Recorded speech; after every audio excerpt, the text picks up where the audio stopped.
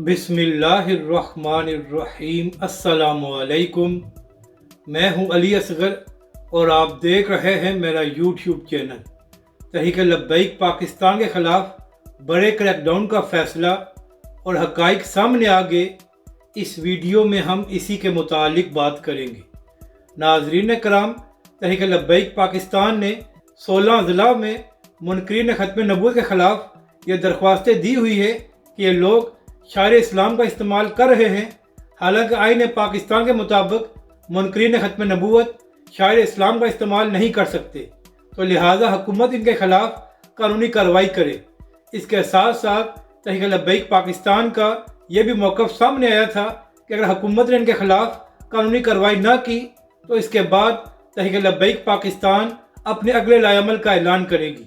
तो नाज़रीन अकराम, इसी हवाले से आज ख़बर अखबार में एक ख़बर सामने आई है जिसके मुताबिक हुकूमत तहरीक लब्बैक के कारकुनों के ख़िलाफ़ एक बड़े क्रैकडाउन की प्लानिंग कर रही है।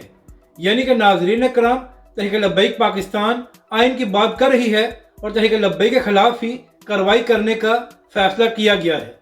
तो नाज़रीन कराम, इसी हवाले से एक और बात भी सामने आई है। नाज़रीन कराम, आप जानते हैं कि 12 रबीउल अव्वल को मस्तोंग में मिलाद के जुलूस पर खुदकश हमला हुआ था, जिसकी वजह से 50 से ज़्यादा लोग शहीद हो गए थे।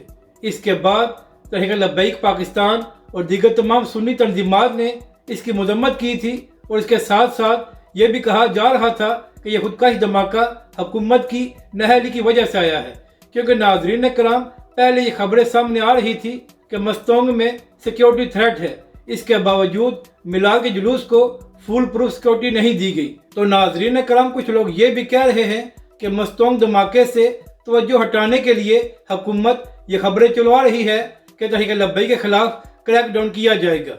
यानी कि नाज़रीन कराम, हुक्मरान अपनी नाअहली छुपाने के लिए तहरीक लब्बैक पाकिस्तान के ख़िलाफ़ क्रैकडाउन की खबरें चलवा रहे हैं। हालांकि तहरीक लब्बैक पाकिस्तान ने आइन की बात की है। कार्रवाई उनके ख़िलाफ़ होनी चाहिए जो पाकिस्तान के आइन की खिलाफ वर्जी कर रहे हैं।